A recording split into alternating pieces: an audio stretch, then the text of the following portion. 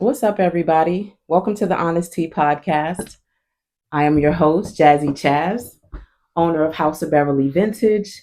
And if you've been following me for a while, you've already been familiar with our Tea Talk conversations. Tea Talk was a community conversation just built around a therapeutic, safe space for me to engage with my followers. And you guys responded so well that we decided to take it to a new platform for a larger audience, more growth, and just to use my gifts that God gave me. We're going to dig right in and just get right into my backstory, spill a little bit of chastity, let you guys know how House of Beverly even got started and how we landed here at a podcast. Um, I was born and raised in New York City. Well, actually, I was born in Harlem Hospital. And I've always told my daughters I was going to get Harlem tatted on me just because I feel like I represent Harlem and everything that it stands for. The old Harlem, the regentrified Harlem, that's pretty much like a symbolism of my life, right? At one point in my life, I wasn't so polished, I wasn't so shaped, and now I feel like I've matured and evolved to a much more regentrified space, if you will. So, born in Harlem Hospital to a single mom. Mom and dad were pretty young when they had me, and dad probably just didn't have the wherewithal to stick around and take care of me. So, my mom raised me as a single parent. Although she raised me as a single parent, my mother did the best she could to provide. She put me through Catholic school from first to eighth grade. I had everything I wanted. I was a spoiled little brat, only child, no brothers and sisters. So I pretty much had everything that I needed, right? But with having everything that I needed, I didn't have that physical love, right? I had the physical things, but I didn't always have the physical love, right? So fast forward, we're living the New York City life. My mom's doing what she can, hustling and bustling. We decide to join the down south migration, right? Everybody and their mama was moving to Virginia and Maryland and North Carolina in the early 90s. It was this thing with moving down south. So my grandmother, my mother, and my youngest aunt decided to pack up and move to Petersburg, Virginia. My God, when I tell you it was a culture shock, right? Coming from Catholic school where I learned to wear a proper uniform, speak well, dress well. I learned my faith, I learned prayer, my belief systems, and just pretty much where I embodied my fashion sense. Now, then, fast forward coming to a public school, it was a serious culture shock for me, right? I wasn't received well, by many of the females, right? I think the guys responded to me because I was something different, something no one had seen before, the way I spoke, the way I dressed. And all I wanted to do was be friends with the girls, right? Little did I know, being from somewhere different wasn't well received, right? So I experienced bullying. I began to shrink my personality. I began to go into a shell, right? Something that I had never experienced because coming from New York, you have every diversity and nationality. Some of my best friends were Puerto Rican and white and Jamaican and a whole melting pot. And then, like I said, coming to a small town, my mindset, my thought processes, I began to develop anxiety and just didn't do much of any goal seeking or dreaming in high school, right? And then I thought about it the other day as I was thinking about this episode, like, Chas, when did you stop dreaming? And I said to myself, you know what? I never stopped dreaming. It was just that I lost my confidence along the way, right? During this transition into a new space, a new state, I lost my confidence, right? So public school, right? Starting to conform, trying to fit in with the girls, trying to be like everybody. I began to lose myself and my identity. Graduate high school, become a young mom at the age of 19, right? And that's where my life began to shift even more. I had started college, right? Because I had all the hopes and dreams of going to college. I started college here locally, small community college. I was working full time, and then life began to happen. Daycare, a 2-year old, back and forth, trying to keep my schedule, trying to work, just trying to balance it all. New mom at the age of 19. I just didn't know how to do it. Therefore, I became an immediate college dropout. And if you notice, as I go through the timeline of my life, or at least I noticed everything begins with a C or started with a C. So there you have it, right? Catholic school, my childhood, culture shock, right? I started to conform and I had my first child, Michaela, right? Love of my life, right? Unfortunately, involving myself with Michaela's dad, he wound up getting into some trouble and abandoned ship. I'm talking moved out of state and left me and this 1 year old at the age of 19 by myself. Um, no college degree, right? Not much of working experience, right? I knew how to be polite. I knew how to, serve others. So what did I do? I saw an ad in the paper for a corrections officer, a newly built facility here where I am. And I was like, okay, I can do that. Right? I can do that. I got an uncle that works at Sing Sing in New York. I got aunts in the Navy. I got an uncle in the Army. I feel like this is a good fit for me, especially coming from a uniformed background, right? Putting on a uniform for me was second nature. Once again, another shock, right? The disrespect, the treatment of women, the cursing out, the masturbation, just the whole experience of being in a jail setting, all males, maximum security. I didn't realize what that was going to begin to do to my psyche, right? Mind you, I get pregnant with my second daughter while I'm working there. And y'all, I can remember a guy telling me at one point, I was leaving my shift, I was walking down the yard, and they were walking up the yard going back to the population. And somebody, random just blurted out, "Bitch, I hope you die on the way home." Mind you, I'm 26, y'all. I'm 26. I'm giving respect where I get respect. I'm doing my job. I'm showing up. And these are the types of things that I'm being exposed to by working in that correctional setting. So after about 5 plus years, I said, let me go ahead into customer service, something where I can dress, put my clothes on, be a little bit more present, and serve the customers, right? I'm talking, I worked at banks, telemarketing companies, offices, you name it, as a customer service representative. And y'all, when I tell you the way I got cursed out working in corrections and at the prisons was the same way I would get cursed out on the phone with customers or clients calling in about their banking or their bank card or their credit card. Y'all, it's a whole nother animal, but the same animal at the same time working customer service. I'm talking about folks curse you out. So once again, I began to develop, more anxiety, more, just more fear, right? More PTSD outside of all the childhood traumas that I'm bringing along with me into my life. I began to develop anxiety to the point I really don't even want to get on the phone with these people. So, fast forward, customer service, I'm working, doing the best that I can. I meet my third daughter's father, right? Working at a call center. We meet, we began dating, we fall in love. About a year later, pregnant again. So I'm like, all right, God, I know I got to do the right thing by these other two girls, right? I want to be married this time. I want to be in wedlock with this third daughter.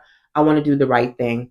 So it wasn't really a, get on one knee, will you marry me? It was more of, you want to get married? You want to get married? Let's get married.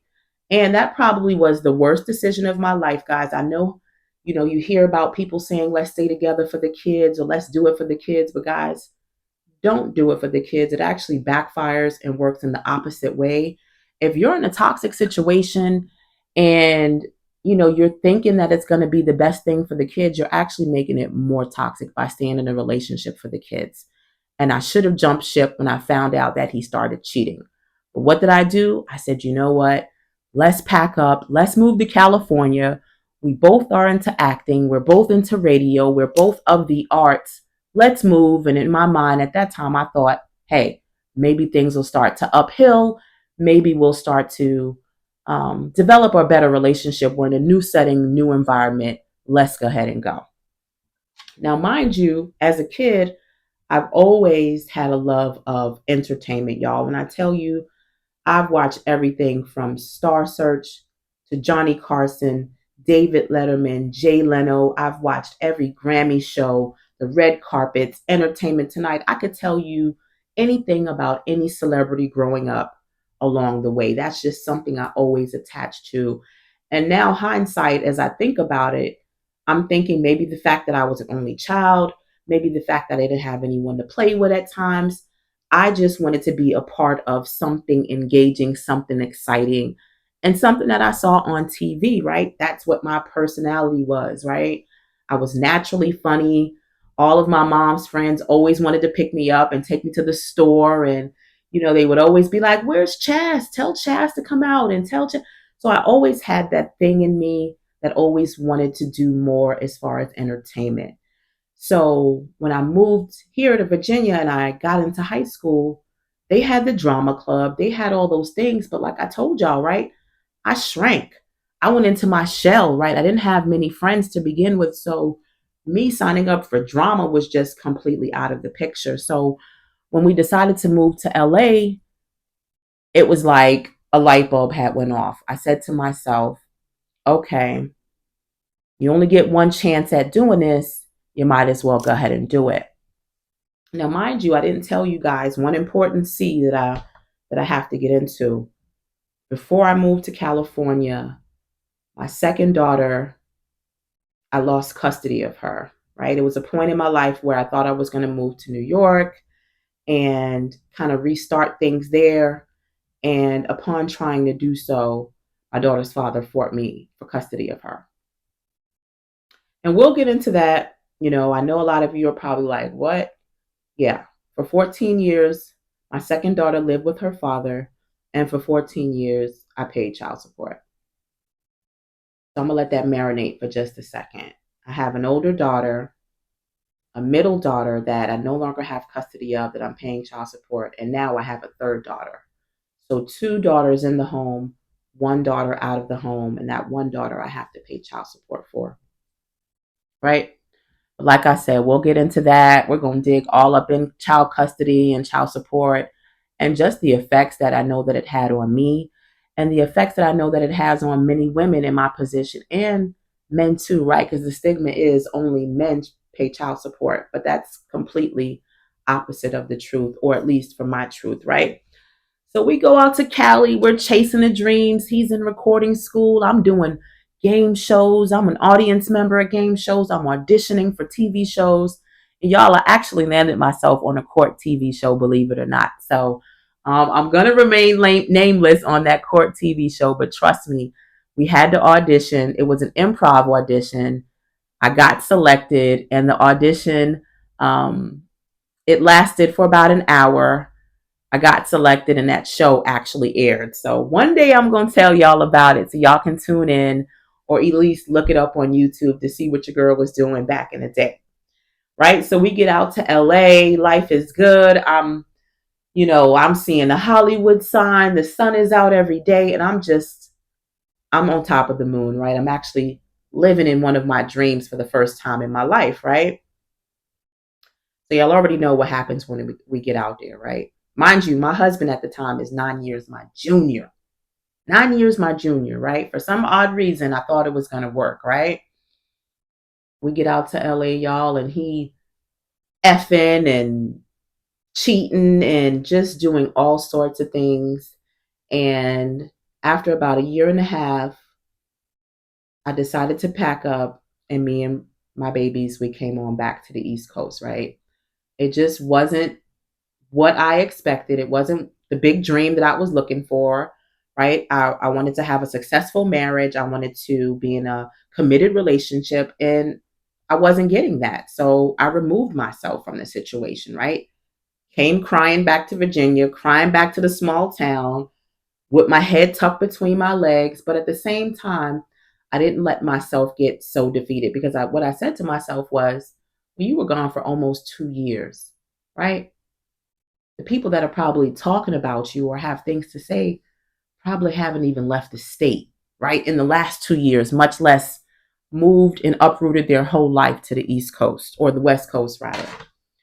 So back in Virginia, marriage is failing. My husband abandons me. And once again, I'm in a fatherless home situation, the same way I grew up, the same way my oldest daughter and I experienced because her dad abandoned us. And now my third daughter the same experience that, me and my oldest daughter have. We're all now daddyless women, so to speak, and probably seeking love in all the wrong places, right? So I get back into corrections, right? Because it's all I know, right? The most money I've ever made without a degree, and it's what I'm comfortable with. And in that process, right, I'm working 12 hours. I'm trying to take care of Riley. I find myself back to square one again, right? Back to single motherhood, back to doing all the things by myself. I'm working two positions at the jail, no raise, you know, no breaks, not able to keep Riley in her activities. And one day in November of 2019, I said to myself, hell no, hell no. I said, this is not what God wants for my life. I am not using the gifts that He has given me to the best of my ability. And I said, no more. Y'all, I put my 2 weeks in, I took my retirement, and I ran the fuck up out of there, right? I didn't have a plan, right? But I took the risk. I knew what I was doing, but I didn't know what I was doing, right? And rewind just a little bit to 2015, right? I've always been into thrifting. I've always been into vintage. I've always been into the thrift stores, right? Even as a teenager. When I first moved here to Virginia, I was wearing the blazers. I was wearing the pleated skirts because that's how I grew up in Catholic school. And believe it or not, in the 90s, people was laughing at me, right? My own homegirls was laughing at me. But I'm telling you right now, in 2024, you can't keep a blazer on the racks, right? Everybody's a thrifter. Everybody's into the sustainable culture, right? So in 2015, I began to source. I began to collect vintage. I began to open up a storage and just source and pile up inventory, right? Started out in my bedroom with a little half mannequin taking pictures on Instagram before stories, before music, before reels, before the trend of reselling. And I said to myself, make yourself happy, right? I started to take those intentional steps to live in my dream. I started to hone who I was. I started to see the possibility. And I think it took for me to lose custody of my daughter and to lose my marriage to actually put myself in an uncomfortable situation, which was going to eventually make me happy, right? We have to get out of our own way, right? Sometimes it takes us being uncomfortable to put us in a comfortable situation, right? I wrote a quote down: if you wait until life isn't hard anymore, you'll never be happy, right? Or if you wait until everything is perfect, you'll never begin, guys. So I just wanted to give you a little bit of backstory about who I am, who ChastiTEA is, how House of Beverly got started, how we landed here at the honesTEA podcast, guys. We're looking for each episode to be about a good 20 to 30 minutes, right? I want to keep you engaged. I want to keep you entertained. We'll have subject matter experts on in the areas of finance, relationships, fashion, mental well-being. We're going to cover topics. We're going to get transparent, but most of all, we're going to remain honest, guys. I thank you guys for joining me tonight. If you enjoyed tonight's episode, please subscribe. Please let us know in the comments what you think about the honesTEA. And until next time, guys, I'll see you later. And most importantly, stay honest.